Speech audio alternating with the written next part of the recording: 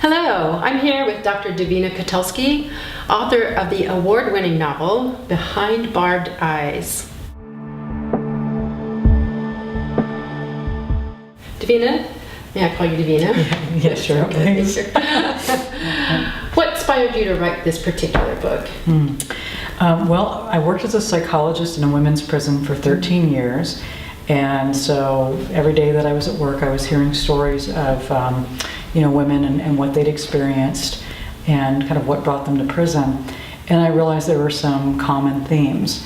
And one of the common themes was that more than 50% of the women that I worked with had experienced some form of child abuse, either physical or sexual. And because they didn't get help as young people, or they didn't get adequate help, it usually led to this slippery slope of low self-esteem, and then getting involved in drugs and alcohol to cope with the trauma, and then bad relationships, and which sort of led to engaging in criminal behavior and to support their addictions, etc. And so I wanted to help people understand, who is behind these bars, this barbed wire, and what brought them there, especially for women, because I think it's a little bit different.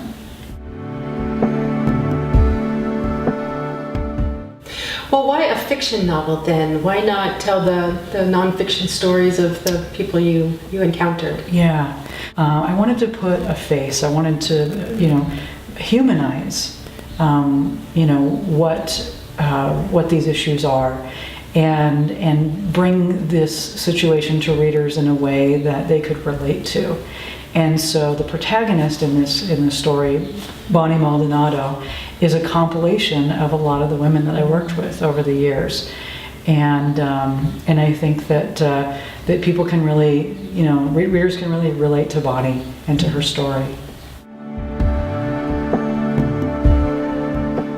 How did you put yourself in the position of the women in the prison for their characters? Great question. So the story is told from two protagonists. One is Dr. Victoria Thomas, the psychologist, who is kind of an idealist and goes to work in the prison and encounters prison environment and what goes on there. It's a very paramilitary environment.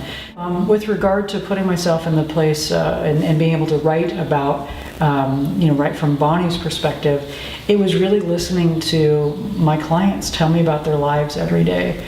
And I think that, hearing what they went through, what they struggled with, it was easy to kind of bring that together.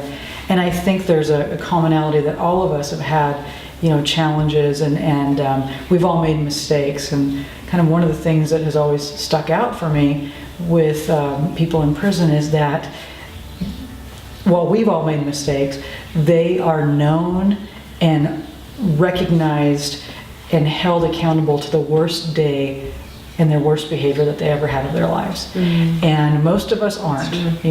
Most of us, we've had our worst experiences, right, and we move on. Yeah. But for those folks in prison, it's like whatever was their worst day and their worst behavior, that is with them, and that's how they're known by everyone, that's how they're viewed by everyone. Well, who is this book for? What do you envision, what kind of person would read this book? So I think this book is for anybody that is interested in learning more about the prison system, anybody that's interested in kind of a journey of redemption.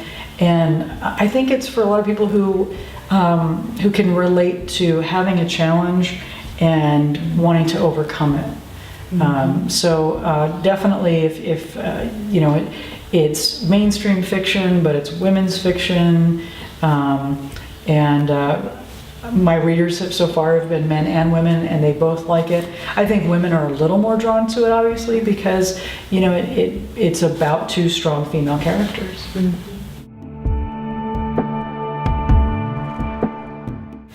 What's one thing that you would like the readers to walk away with after reading your book? Well, one is I want them to walk away with a sense of hope that we can overcome, that challenges that show up, trauma that we've had, abuse that we've had, these kinds of things, that when we get support, we really can, move through those things. Maybe overcome is not the right word, but move through. We can heal. We can't stop what has happened to us. We can't make it go away, but we can make sense of it. We can integrate it with the rest of our lives and move forward. And the other is to be able to forgive ourselves and others. That's the biggest thing for folks in prison, is that they've made mistakes, and if we can't forgive them, and if they can't forgive themselves, how can they move forward and move on? Well, thank you very much, Davina. Yeah. Where can potential readers pick up your book? So the book is available through all the normal book channels. You can get it at your local bookstore. You can get it at your independent bookstore. You can get it online at Amazon.com or BarnesandNobles.com or indiebound.com. It's also available as an audiobook read by Emily Climo, who's a wonderful voiceover actor, and through iTunes and on Audible. Perfect. Thank you very much. Yeah, thank you, Cheryl.